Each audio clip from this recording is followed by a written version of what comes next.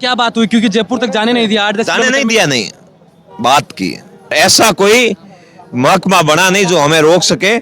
अगर मैं तो, ये तो उप मुख्यमंत्री है, मैं अगर स्थानीय विधायक होता तो भी ये बवाल नहीं होने देता। इतनी बड़ी सनातन संस्कृति की जगह है और सनातन के नाम पर वोट लेने वाली सरकार है, हाथों हाथ संतों का मान रख लेता और बात मान लेता। उप मुख्यमंत्री तो बहुत बड़ी पोस्ट होती है।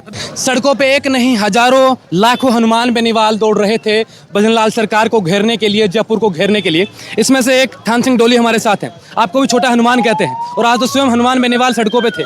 क्या था भैराना धाम का इतना बड़ा मुद्दा कि सरकार को घेरने के लिए जयपुर कूच करना पड़ा और बीच रास्ते में ही मांगी माननी पड़ी? देखिए, मैं तो साधारण कार्यकर्ता हूँ आरएलपी का, और कार्यकर्ता होने के नाते और उससे पहले भी एक धार्मिक आस्था में विश्वास रखने वाला, सनातन धर्म में विश्वास रखने वाला व्यक्ति हूँ, जो डोंग नहीं करता हूँ।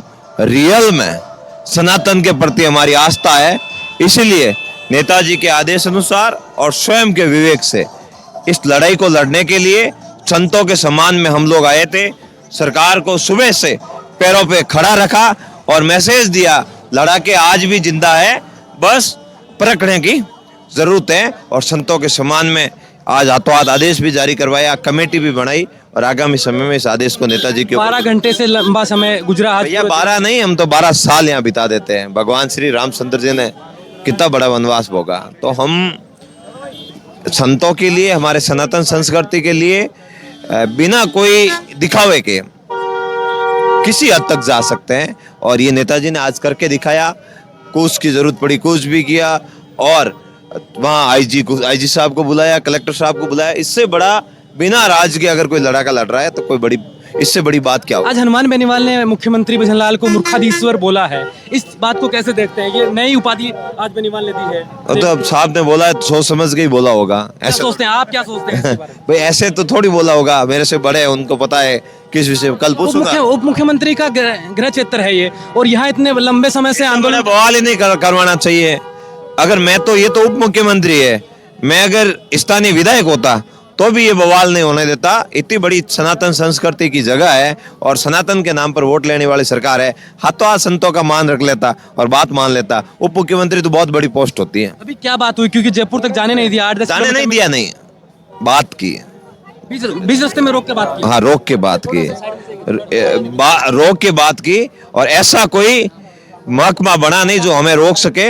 हमने, हमारे नेताजी ने इनसे बात करने की मंशा थी, बात की, सार्थक वार्ता हुई, तो हमारी कोई दुश्मनी तो है नहीं। जयपुर जाके बड़ा नाम करना या फिर दूसरी पार्टियों के नेताओं के ऊपर बोसारे करवाना या लाठियां खाना, डंडे खाना। हम तो न्याय में विश्वास रखते हैं। अगर न्याय की बात सड़क पे होती है तो भी हम लोग करने के लिए तैयार हैं। बात हुई तो उन्होंने कहा 80% बातें मान ली गई है, 20% अभी जारी। हाँ, तो 80% मानने के बाद 20% हो जाएगी, जो पार्टी का आदेश होगा उसकी पालना करेंगे। ये थे थान सिंह डोली, जिन्होंने अभी भैराना धाम को लेकर जयपुर कूच का जो हनुमान बेनीवाल ने ऐलान किया, उसके बाद हजारों की तादाद में समर्थक हैं वो जयपुर की तरफ निकल गए थे। हजारों की गाड़ियों में पैदल लोग ये निकल चुके थे। इसके बाद बीच रास्ते में सरकार के अधिकारियों ने वार्ता की और उन्हें रोका, समझाइश की, और उन्होंने बताया, जैसा कि हमने पहले ही बताया कि बातचीत करके बोल हिंदुस्तान से उन्होंने बातचीत की। उन्होंने कहा कि 80% जो हमारी मांगें थी उन पे सहमति बन गई है, काम को रोक दिया गया है, रिको का जो प्रोजेक्ट है वो दूसरी जगह ले जाया जाएगा। अब देखना ये होगा कि जो आंदोलन 40 दिन तक चला, क्या वो खत्म हो जाएगा? क्योंकि उन्होंने कहा कि आंदोलन अभी खत्म नहीं हुआ है, स्थगित हुआ है, और स्थगित होने की वजह 20% है। अब ये 20% का काम कब होता है? 5-7 दिन में होता है, या फिर सरकार कुछ इसके लिए कोई नई रणनीति लेके आ रही है? क्योंकि हनुमान बेनीवाल बातों ही बातों में एक बात कही कि ये लड़ाई क्रेडिट की है, तो क्या 20% इसलिए छोड़ा है कि सरकार का कोई प्रतिनिधिमंडल आए और वो ये क्रेडिट लेके चला जाए? इस पर आपकी क्या राय है? कमेंट कर आप जरूर बताएं। आप देख रहे थे बोल हिंदुस्तान, मैं अजय कुमार, नमस्कार।